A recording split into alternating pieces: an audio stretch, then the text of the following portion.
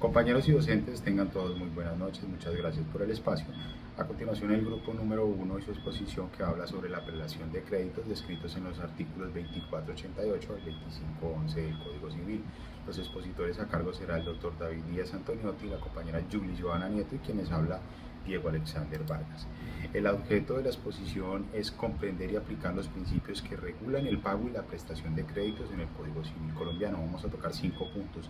Los 2 primeros ya fueron vistos en clase, sin embargo los vamos a incluir en la línea para llevar un orden de acuerdo a nuestra exposición en las que continúan. Vamos a hablar como primero es comprender el pago, el segundo es identificar quién lo paga, el tercero ya sería entrar en la exposición de acuerdo al encargo, que sería el fundamento legal desde el artículo 2488 al 2511, el cuarto punto sería examinar la doctrina de la jurisprudencia y el 5 sería aplicar los conocimientos resolviendo un caso práctico. El pago en el derecho civil. La base legal es el pago efectivo, es la prestación de lo que se debe. Esto está contenido en el artículo 1626. El concepto es que el pago es el cumplimiento efectivo de la prestación debida, constituye la forma más común de extinguir las obligaciones, produciendo la satisfacción del acreedor y la terminación de la relación jurídica. El efecto del pago es que se extingue la obligación, libera al deudor de la responsabilidad, impide que vuelva a exigirse lo mismo y restablece el equilibrio entre las partes.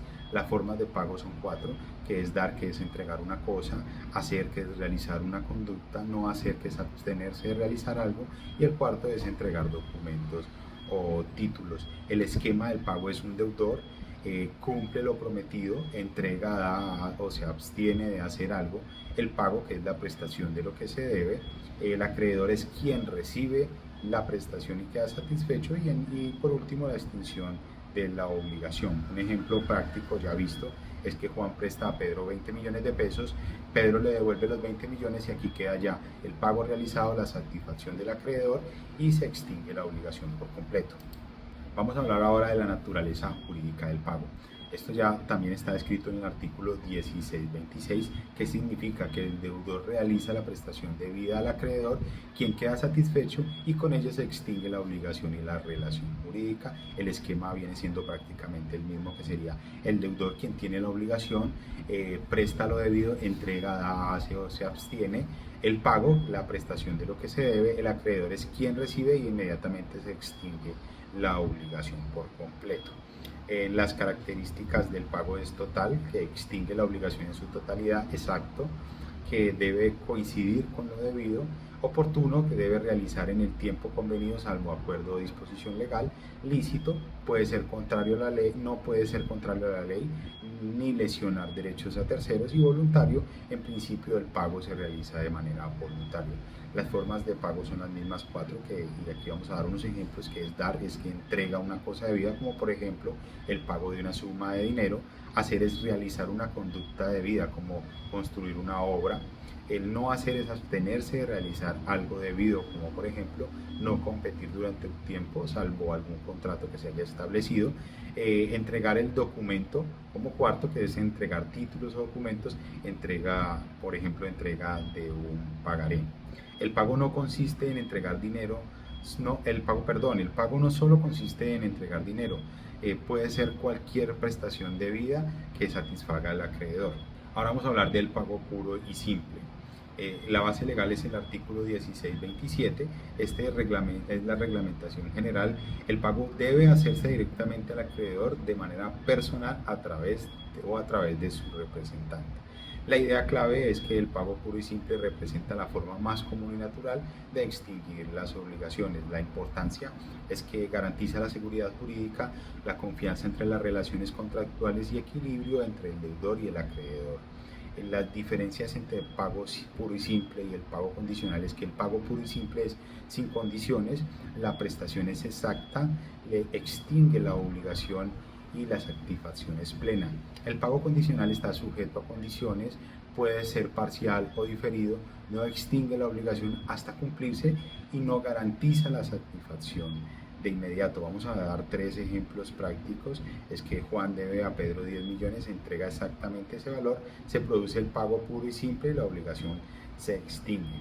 El segundo ejemplo sería que María debe entregar un computador a Luis, entrega el computador en la fecha pactada, se produce el pago puro y simple, la obligación se extingue. Y el tercero es que Carlos debe un arriendo mensual de 1.500.000, paga el valor sin atrasarse, se produce el pago puro y simple y la obligación se extingue. Vamos a ver a quién se debe pagar o a terceros, o hablar de los terceros con que están facultados para recibir. La base legal es el artículo 16 y 27, 16, 28. La regla general del artículo 16-27 es que el pago debe hacerse al acreedor, salvo que la ley o el acreedor acepten a otra persona. Aquí es que el deudor es quien tiene una obligación de pagar, el acreedor es quien debe recibir el pago y el pago válido extingue la obligación cuando se hace el acreedor. Vamos a hablar de los terceros o quienes están facultados, y es que un representante del acreedor, si el acreedor actúa por medio de otra persona, sea un apoderado, un gestor o un tutor, se puede recibir de esta forma y es válido. Un tercero autorizado es que cuando el acreedor autoriza expresamente a un tercero para recibir el pago, y el depósito judicial o consignación descrito en el artículo 16-33 del Código Civil. Si no es posible pagar al acreedor porque no está, porque se niega, no puede ser hallado o hay una duda sobre quién es, el deudor puede consignar o depositar jurídicamente lo debido. Los ejemplos prácticos es que Pedro debe a Juan 15 millones, Juan recibe el dinero directamente, el pago es válido y la obligación se extingue. El segundo ejemplo, hablando de terceros autorizados, es que Juan autoriza a su hermana María para recibir el pago, Pedro paga a María y queda liberado porque está plenamente autorizado. O el depósito judicial es que Juan se niega a recibir el pago, Pedro consigna el dinero en el juzgado, con la consignación queda libre de la obligación.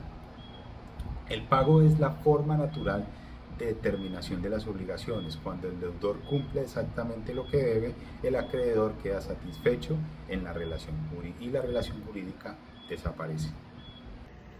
Muchas gracias, Diego, por la intervención. Siguiendo con la exposición, vamos a hablar sobre el artículo 2488 del Código Civil, donde el deudor no podrá enajenar ni dar en prenda general sus bienes para perjuicio de sus acreedores. Por lo tanto, la prenda general de los bienes del deudor no puede constituirse por efecto de la ley. Este artículo impide que el deudor disponga libremente de su patrimonio para perjudicar a sus acreedores y establece que la prenda general existe por mandato legal, protegiendo la igualdad y justicia entre ellos.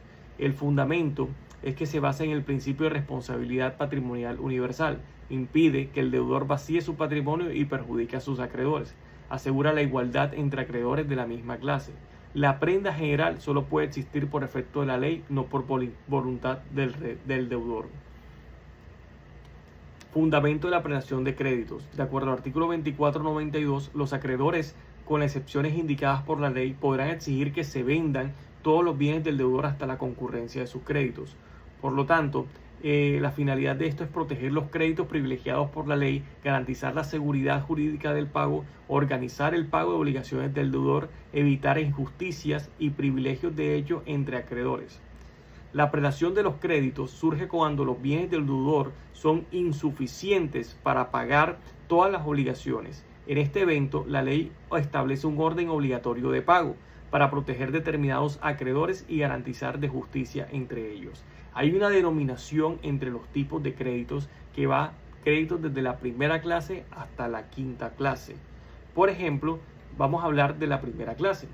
En este marco se encuentra todo lo que son créditos derivados de costas judiciales, agencias de derecho y gastos de curaduría en quiebras o gastos en impuestos. Estas características tienen preferencia absoluta, no requieren garantía real ni privilegio especial y se pagan primero con el producto de los bienes. La segunda clase habla de créditos con garantía real, prenda hipotecaria especial y privilegios especiales. Hay preferencias sobre otros acreedores, recaen sobre bienes que los estén grabados y se pagan con el producto del bien afecto al privilegio. Los créditos de tercera clase es la garantía real sobre los inmuebles. Aquí hablan de las hipotecas, créditos hipotecarios. Se pagan con el valor del bien hipotecado y también tiene preferencia sobre acreedores comunes. Un ejemplo es una casa hipotecada por 200 millones de pesos El banco es el acreedor y al venderse la casa se cobra primero sobre el inmueble. Los créditos de cuarta clase son los créditos protegidos por razones especiales. En este ámbito están los menores de edad, personas que se encuentren bajo tutela o curaduría. Un ejemplo, un menor de edad, el tutor administra mal sus bienes, el crédito del menor tiene preferencia legal. En la quinta clase están los créditos quirografarios. Estos no tienen hipoteca, prenda o privilegio legal. Un ejemplo es un proveedor de mercancías que le suministra también un prestamista sin garantía. Solamente van a cobrar después lo que le quede de haberse pagado las primeras clases. Mientras más abajo se encuentre una clase de crédito, menor será su prioridad de pago frente a los demás acreedores.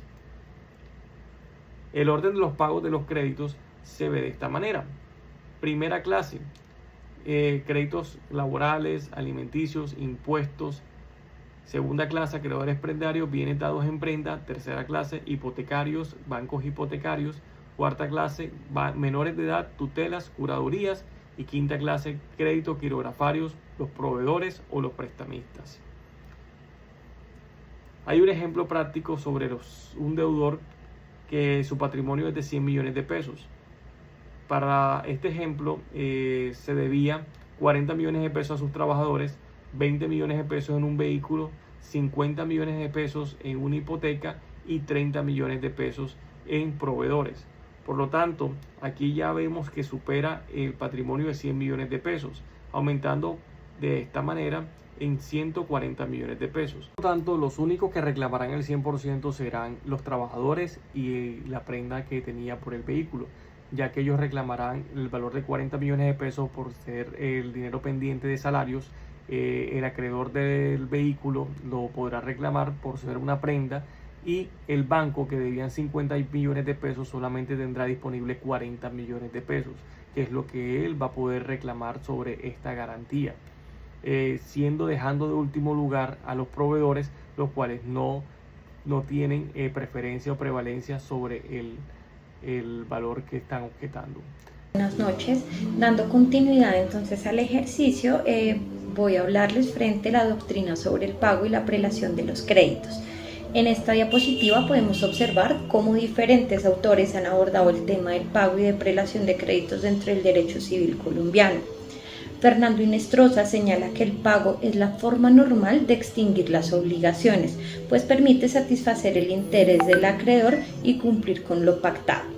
Por su parte, Arturo Valencia Sea destaca que la prelación de créditos constituye un mecanismo jurídico para determinar qué acreedores deben ser pagados primero cuando el patrimonio del deudor no es suficiente para cubrir el total de la obligación.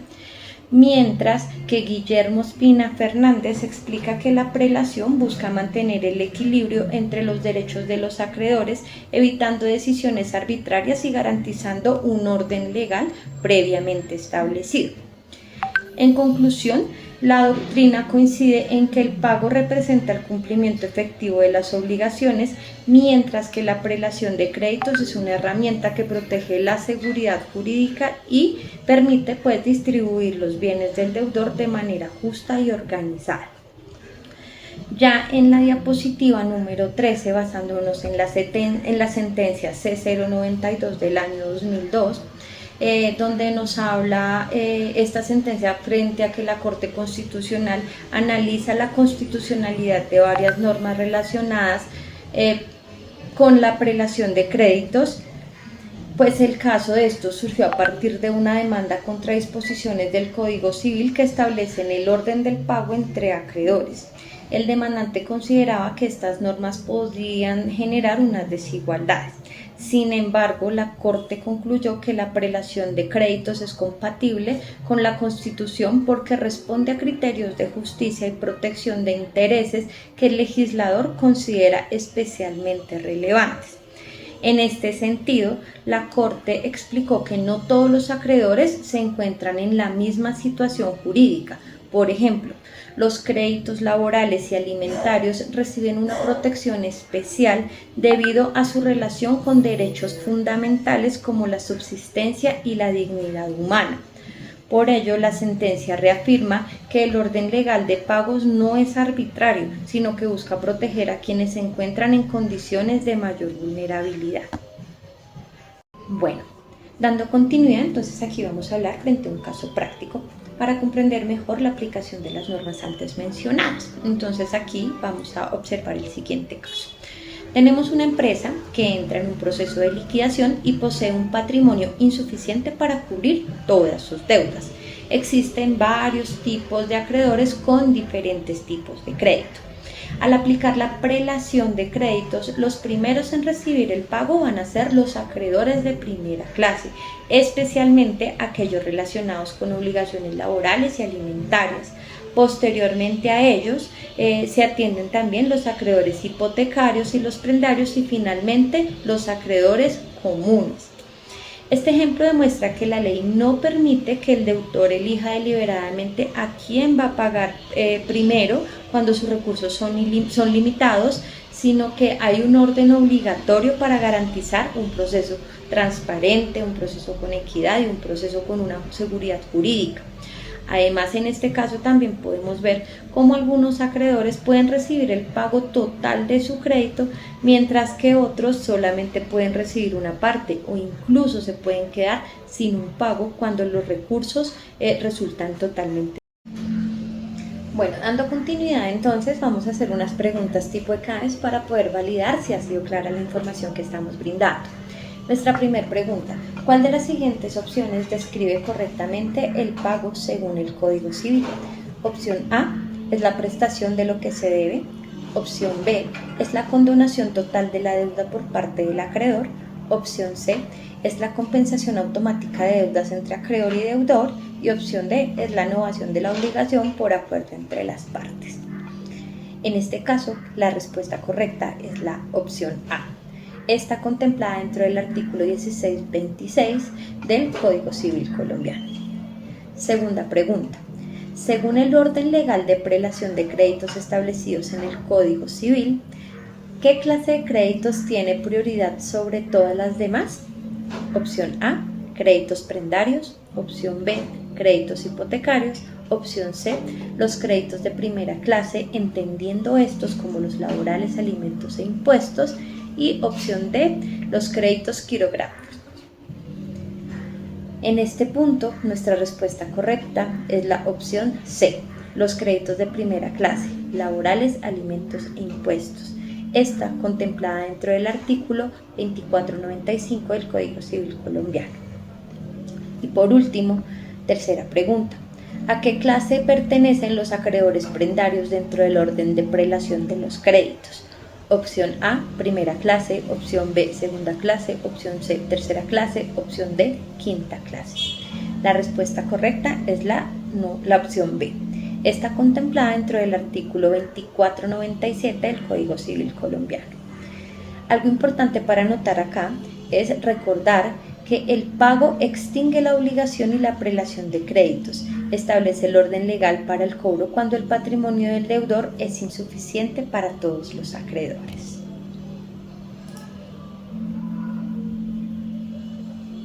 Ya para finalizar, entonces acá queremos concluir como de manera muy general cómo podemos destacar que el pago constituye el medio natural y ordinario para extinguir las obligaciones, ya que permite satisfacer los derechos del acreedor y cumplir con los deberes del deudor. De esta manera, también durante toda la presentación que hemos realizado, hemos aprendido que la prelación de créditos es un mecanismo legal que organiza el orden del pago cuando el patrimonio del deudor resulta insuficiente. Igualmente también observamos que el Código Civil colombiano establece diferentes categorías de créditos y determina cuáles tienen prioridad sobre otras. En este sentido, la doctrina y la jurisprudencia coinciden en que estas reglas no buscan favorecer arbitrariamente a ciertos acreedores, sino garantizar criterios de justicia, equidad y protección de los derechos fundamentales. Finalmente, la prelación de los créditos fortalece la seguridad jurídica y brinda confianza a quienes participan en términos de relaciones económicas y jurídicas. Entonces, con esto pues ya podemos afirmar que el estudio del pago y la prelación de créditos resulta fundamental dentro del derecho de las obligaciones, ya que permite comprender cómo se extinguen las obligaciones y cómo se protegen esos derechos de los acreedores cuando existen dificultades económicas por parte del deudor. Estas instituciones jurídicas garantizan orden, justicia, seguridad en las relaciones patrimoniales, contribuyendo al adecuado funcionamiento del sistema jurídico. Bueno, pues de esta manera ya finalizamos. Muchísimas gracias a todos por su atención. Esperamos pues que haya sido clara la información. Quedamos atentos a preguntas e inquietudes por parte de todos. Gracias.